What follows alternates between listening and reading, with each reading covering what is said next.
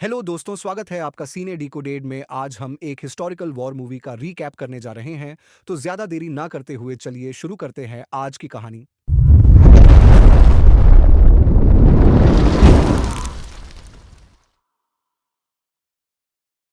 तांग साम्राज्य का सम्राट ताया जोंग, जिसे युद्ध का देवता कहा जाता है, 2 लाख सैनिकों के साथ गोरियो देश पर आक्रमण करने आया है। गोरियो के सेनापति ने ताइजोंग की सेना का सामना करने के लिए 15,000 सैनिकों को माउंट जुले पर तैनात किया है और देश का भविष्य इस युद्ध पर निर्भर करता है। गोरियों की सेना का नेतृत्व करने वालों में एक सैनिक सामुल और उसका भाई भी शामिल है। एक महिला जिसे भविष्य देखने की शक्ति प्राप्त है और जो गोगुरियों के देवताओं से बात कर सकती है, वह युद्ध को ध्यान से देख रही है। शुरुआत में ऐसा लगता है कि गोरियों की सेना को युद्ध में बढ़त मिल रही है, लेकिन तभी तांग की एक अलग टुकड़ी पीछे से आकर गोरियों की सेना को चारों ओर से घेर लेती है। गोरियों की सेना पर बेरहमी से हमला किया जाता है, लेकिन सामुल और उसका भाई बहादुरी से लड़ते हैं। भविष्यवाणी करने वाली महिला कहती है कि उसने पहले ही इस हार की झलक देख ली थी। गोरियों का सेनापति अपनी सेना को पीछे हटने का आदेश देता है, लेकिन जब सामुल का भाई सैनिकों को यह आदेश देने जाता है तो उसे मार दिया जाता है। हार और दुख के साथ गोरियों की सेना अपने घर लौटने लगती है। सामुल अपने भाई के शव को अपनी पीठ पर उठाए हुए चलता है, लेकिन सेनापति उसे शव छोड़ने के लिए कहता है। सामुल रोता है और सच्चाई को स्वीकार करने की कोशिश करता है। ताइजोंग ने भविष्यवाणी करने वाली महिला को पकड़ लिया है। उसके पास एक विशेष धनुष और तीर है जो गोगुरियो देश का पवित्र अवशेष माना जाता है। कहा जाता है कि इस धनुष को कोई भी चला नहीं सकता। ताइजोंग इसे खींचने की कोशिश करता है, लेकिन वह असफल रहता है। इसके बाद वह अपने जनरलों से पूछता है कि गोगुरियो की राजधानी तक पहुंचने के रास्ते में अगला किला कौन सा है। उसे बताया जाता है कि अगला लक्ष्य अन्नी किला है। वे ताइजोंग को बताते हैं कि अन्नी का कमांडर यांग जनरल यॉन के आदेशों का पालन नहीं करता और गोगुरियो देश उसे गद्दार मानता है।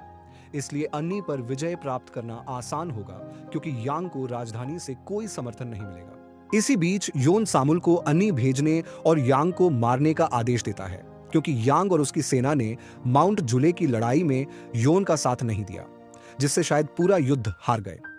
सामुल इस काम के लिए बिल्कुल सही है, क्योंकि वह पहले अन्नी का ही निवासी था और किले में आसानी से घुस सकता है। सामुल कहता है कि यांग को मारने से अन्नी के लोग ताइजोंग की सेना के खिलाफ कमजोर पड़ जाएंगे। योन जवाब देता है कि जब तक अन्नी के लोग यांग की आज्ञा का पालन कर रहे हैं, वे सभी गद्दार हैं, उन्हें मरने दो। योन कहता है कि वे अन्नी को छोड़ देंगे और ताइजोंग के खिलाफ आखिरी लड़ाई राजधानी में लड़ेंगे। सामुल अन्नी की ओर निकल पड़ता है। रास्ते में उसे गोगुरियो के 2 बिछड़े हुए सैनिक मिलते हैं जो यांग को मारने के मिशन में उसके साथ शामिल होना चाहते हैं। तीनों आगे बढ़ते हैं और रास्ते में 2 आदमियों को देखते हैं जो अपनी गाड़ी को कीचड़ से निकालने की कोशिश कर रहे हैं। वे उनकी मदद करते हैं। फिर सामुल उनमें से एक से यांग का पता पूछता है। वह आदमी खुद को यांग बताता है। तभी सामुल के साथी सैनिक जल्दबाजी में यांग पर हमला करने की कोशिश करते हैं, लेकिन यांग का सेनापति छू आसानी से उन्हें हरा देता है और मार डालता है। फिर वह सामुल पर हमला करने बढ़ता है, लेकिन सामुल कहता है कि वह अन्नी से है और वहां के लोग उसे जानते हैं। यांग छू को आदेश देता है कि सामुल को कैदी बना लिया जाए ताकि बाद में उससे पूछताछ की जा सके। छू उसे बेहोश कर देता है। जब सामुल होश में आता है तो पाता है कि वे अन्नी के किले में पहुंच चुके हैं। यांग अपने घर जाता है और उसे बताया जाता है कि बाजार में उसकी जरूरत है। जब वह बाजार पहुंचता है तो देखता है कि उसके 2 लेफ्टिनेंट पोंग और एचबीओ आपस में लड़ रहे हैं। वह उन्हें रुकने का आदेश देता है और वे तुरंत रुक जाते हैं।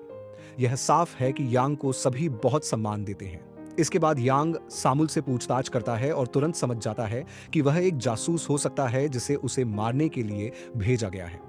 वह कहता है कि उसे पता है कि योन उसे गद्दार मानता है और उसे मरवाना चाहता है।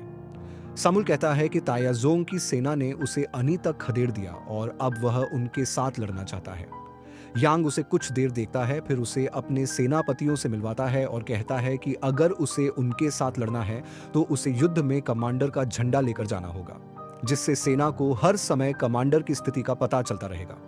रात के समय सामुल अपना खंजर निकालता है और यांग का पीछा करता है, जो सुनसान गलियों से होकर जा रहा होता है। वह देखता है कि यांग एक साधारण दंपति के घर जा रहा है, जिन्होंने हाल ही में एक बच्चे को जन्म दिया है। यांग उन्हें खाना और पानी देता है और उनके बच्चे को प्यार से देखता है। वह दंपति से बच्चे का नाम पूछता है तो वे बताते हैं कि उन्होंने अपने बेटे का नाम उसी के नाम पर रखा है। सामुल यह देखकर हैरान होता है कि अनी के लोग यांग का कितना सम्मान और प्रेम करते हैं। अगली सुबह सामुल देखता है कि यांग आम लोगों के साथ काम कर रहा है। एक बूढ़ा आदमी उसे बताता है कि अनी के लोग यांग को इस किले के समान मानते हैं, वही अनी की ताकत है। इसी बीच यांग चू से पूछता है कि उसका सेनापति पोसो कहाँ है। चू जवाब देता है कि शायद वह अभी तक सो रहा होगा। यांग को कुछ शक होता है और वह पोसो के घर पहुंचता है, जहां उसकी बहन बेका भी मौजूद होती है। यांग को गुस्सा आता है और वह पोसो के पीछे तीर कमान लेकर भागता है, लेकिन बेका उसे बचाने के लिए सामने आ जाती है। यांग कहता है कि वह चिंतित है कि आने वाले युद्ध में उनमें से कोई एक मारा जा सकता है और यह दूसरे के लिए बहुत कठिन होगा। लेकिन बेका जवाब देती है कि वे इसके लिए पहले से तैयार हैं। तभी अचानक एक युद्ध का बिगुल बजता है। यांग किले की दीवार पर चढ़ता है और देखता है कि ताए जोंग ने एक टोह लेने वाली सेना भेजी है। उसकी पूरी सेना भी पास ही होगी। अनी की सेना किले की रक्षा के लिए तैयार होने लगती है। यांग सामुल से कहता है कि युद्ध से पहले अपनी दाढ़ी ठीक कर ले। सामुल घबरा जाता है क्योंकि यह यांग को मारने और अपना मिशन पूरा करने का सबसे सही मौका हो सकता है। जैसे कि यांग ने सामुल का मन पढ़ लिया हो, वह कहता है कि अभी सही समय नहीं है। वह कहता है कि सामुल को उसे मारने के और भी बहुत मौके मिलेंगे। सामुल यह देखकर स्तब्ध रह जाता है कि यांग ने इतनी आसानी से उसकी नीयत समझ ली। इसी बीच ताइजोंग की सेना किले तक पहुंच जाती है। उनके पास 2 लाख सैनिक और कई घेराबंदी के हथियार होते हैं। दूसरी ओर अनी की सेना में केवल 5,000 सैनिक होते हैं। यांग देख सकता है कि उसके सैनिक डरे हुए हैं। वह उन्हें एक प्रेरणादायक भाषण देता है और याद दिलाता है कि वे किसके लिए लड़ रहे हैं। दूर से ताइजोंग यह देखता है और मन ही मन यांग के साहस की प्रशंसा करता है। युद्ध शुरू होता है और ताइजोंग की सेना अनी के किले पर बड़े बड़े पत्थर फेंकती है। भारी नुकसान के बावजूद किले की दीवारें मजबूत बनी रहती हैं, क्योंकि वे अंदर से रेत से भरी हुई हैं। ताइजोंग अपनी सेना को दीवारों पर चढ़ने का आदेश देता है और असली लड़ाई शुरू हो जाती है। ताइजोंग की सेना के विशाल सीढ़ीदार घेरेबंदी उपकरण उन्हें आसानी से किले में प्रवेश करने का रास्ता देते हैं, लेकिन यांग के सैनिक बहादुरी से लड़ते हैं। बेका और पोसो की घुड़सवार सेनाएं यांग के संकेत की प्रतीक्षा कर रही होती। कुछ देर लड़ाई के बाद यांग उन्हें दुश्मनों को दोनों ओर से घेरने का संकेत देता है। इसी बीच ताइजोंग की सेना किले के मुख्य द्वार को तोड़ने में सफल हो जाती है और अंदर घुस जाती है, लेकिन यह यांग का बिछाया हुआ जाल होता है। किले की ऊपरी दीवार पर यांग की सेना एकजुट होकर ताइजोंग के सैनिकों को किनारे से नीचे धकेल देती है। फिर यांग भारी क्रॉसबो का आदेश देता है, जिससे ताइजोंग की घेरेबंदी की सीढ़ियां गिरा दी जाती हैं। अब जब ताइजोंग की सेना के पास दीवारों पर चढ़ने का कोई तरीका नहीं बचता, तो उसे पीछे हटने का आदेश देना पड़ता है। अनी ने असंभव को संभव कर दिया और ताइजोंग की सेना को हरा दिया। सामुल यह देखकर चकित रह जाता है। रात में सामुल को एक सपना आता है जिसमें वह माउंट जुले की हार को याद करता है और देखता है कि योन उसे गद्दार कह रहा है। वह अपने मिशन को फिर से याद करता है। यांग उसके कमरे में आता है और देखता है कि सामुल उसके सामने खंजर लिए खड़ा है। सामुल गुस्से में पूछता है कि यांग ने योन की अवहेलना क्यों की। यांग जवाब देता है कि योन ने गोगुर्यो के राजा की हत्या कर दी थी।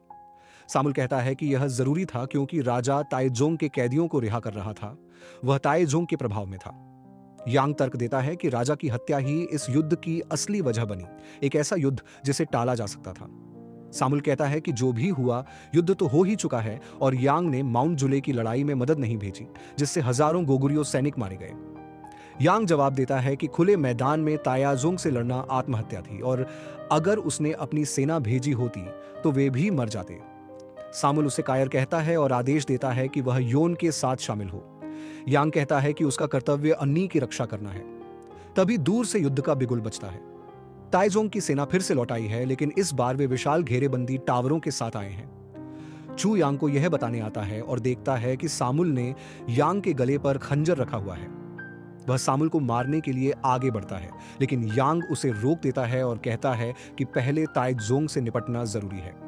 घेरेबंदी टावरों की मदद से ताइजोंग के हजारों सैनिक एक साथ किले में घुस जाते हैं और अनी की सेना पर भारी पड़ने लगते हैं। यांग स्थिति को देखता है और तुरंत एक योजना बनाता है।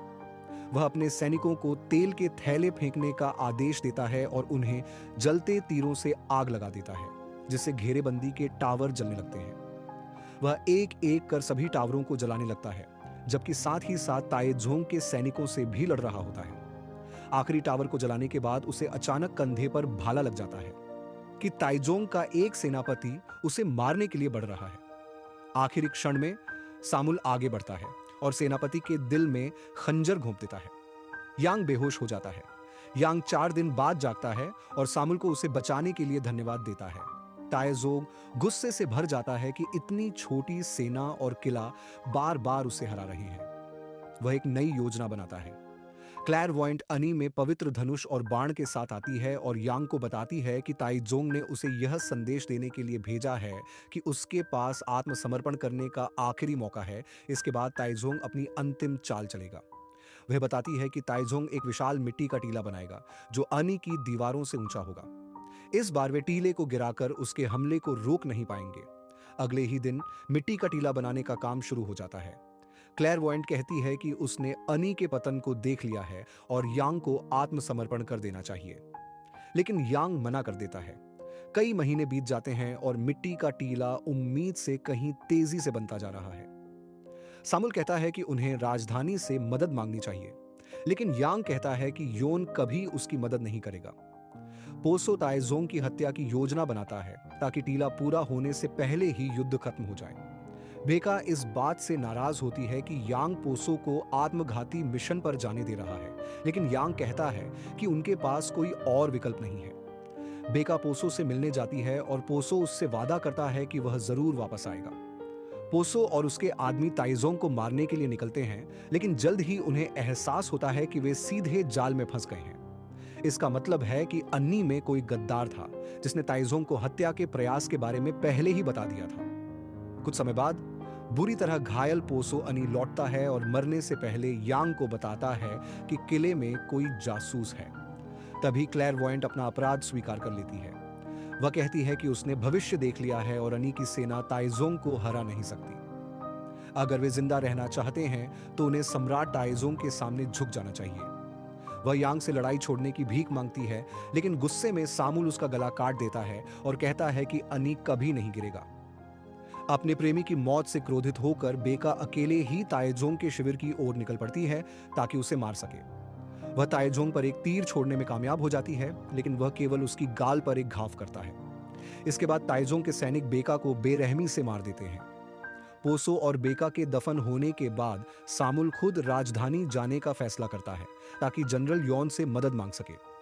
वह योन से कहता है कि अनी के लोग बहादुरी से लड़ रहे हैं और गद्दार कहे जाने के बावजूद वे ताइजोंग की सेना से गोगुरियों की रक्षा कर रहे हैं।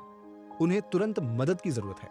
अनी में यांग कुछ बच्चों को रेत में खेलते हुए देखता है और उसे एक योजना सूझती है। वह अनी के खदान मजदूरों से पूछता है कि क्या वे टीले के नीचे एक सुरंग खोद सकते हैं ताकि इसे गिराया जा सके। मजदूर जवाब देते हैं कि यह संभव है। छू कहता है कि टीला किले की ओर गिरेगा, इसलिए उन्हें इसे गिरते ही कब्जे में लेना होगा ताकि दुश्मन दोबारा हमला न कर सके। मजदूर सुरंग खोदने में लग जाते हैं। कुछ समय बाद मिट्टी का टीला पूरा हो जाता है और सुरंग भी तैयार हो जाती है। युद्ध का दिन आ जाता है। मजदूर यांग को बताते हैं कि बारिश के कारण लकड़ी के खंभे गीले हो गए हैं, इसलिए उन्हें जलाया नहीं जा सकता। अब सुरंग को गिराने का एक ही तरीका है, खंभों को कुल्हाड़ियों से काटना। यांग चिंतित होता है कि ऐसा करने से मजदूर भी सुरंग में दबकर मर जाएंगे, लेकिन वे इस बलिदान के लिए तैयार होते हैं। वे लकड़ी के खंभे काटना शुरू कर देते हैं। जैसे ही ताइजोंग की सेना किले में प्रवेश करने वाली होती है, मजदूर आखिरी खंभा काटते हैं और टीला गिर जाता है। ताइजोंग यह देखकर हैरान रह जाता है। यांग के नेतृत्व में अनी की सेना तेजी से आगे बढ़ती है और गिरे हुए टीले पर कब्जा कर लेती है। अपने अहंकार और क्रोध में ताइजोंग अपनी पूरी सेना को हमला करने का आदेश देता है और कहता है कि वह यांग का सिर थाल में सजाकर चाहता है। अनी की सेना टीले की रक्षा करती है। ताइजोंग के सैनिकों पर तीर बरसाए जाते हैं और जलते हुए पहिए फेंके जाते हैं। ये कई दिनों और रातों तक चलता रहता है, जब तक कि आखिरकार अनी की सेना के पास गोला बारूद खत्म नहीं हो जाता। यांग समझ जाता है कि अब युद्ध खत्म करने का एक ही तरीका है, ताइजोंग को मारना। वह पवित्र धनुष और तीर मंगवाता है। इसी बीच ताइजोंग और यांग की सेनाओं के बीच आमने सामने की लड़ाई शुरू हो जाती है। यांग पवित्र धनुष खींचने की कोशिश करता है, लेकिन असफल रहता है। हालांकि जब वह अपनी सेना को कमजोर पड़ते हुए देखता है तो अपनी बची हुई सारी ताकत लगाकर आखिरकार धनुष खींचता है और तीर छोड़ देता है। वह पोसो, बेका और खनिकों को याद करता है जब वह तीर छोड़ता है। तीर तेजी से उड़ता हुआ पूरे युद्ध क्षेत्र को पार करता है और सीधे ताइज़ोंग की आंख में जाकर लगता है, जिससे वह घोड़े से गिर जाता है। उसी समय समुल योन और उसकी सेना के साथ अन्नी की मदद के लिए पहुंचता है। ताइज़ोंग स्वीकार करता है कि उसने युद्ध हार लिया है और अपनी सेना को पीछे हटने का आदेश देता है। युद्ध समाप्त हो जाता है। 3 साल बाद अपने देश लौटने के बाद ताइज़ोंग अपने घावों के कारण मर जाता है। मरने से पहले वह अपने लोगों को सलाह देता है कि वे कभी भी गू पर आक्रमण न करें। इधर यांग अनी किले के पुनर्निर्माण का कार्य देखता है, जबकि समुल राजधानी लौटने की तैयारी करता है। समुल यांग को अनी और देश की रक्षा करने के लिए धन्यवाद देता है। यांग कहता है कि उन्होंने यह साथ में किया है। वह समुल से कहता है कि वह किसी भी समय अन्नी आ सकता है। फिर वह किले की दीवार से देखता है, जबकि समुल घोड़े पर सवार होकर रवाना हो जाता है। फिल्म इसी के साथ समाप्त होती है। देखने के लिए धन्यवाद। अगर आपको हमारा वीडियो पसंद आया हो तो हमारे चैनल को लाइक करें और सब्सक्राइब करें। साथ ही हमें कमेंट में बताएं कि आप अगली बार किस फिल्म का रिकैप देखना चाहेंगे।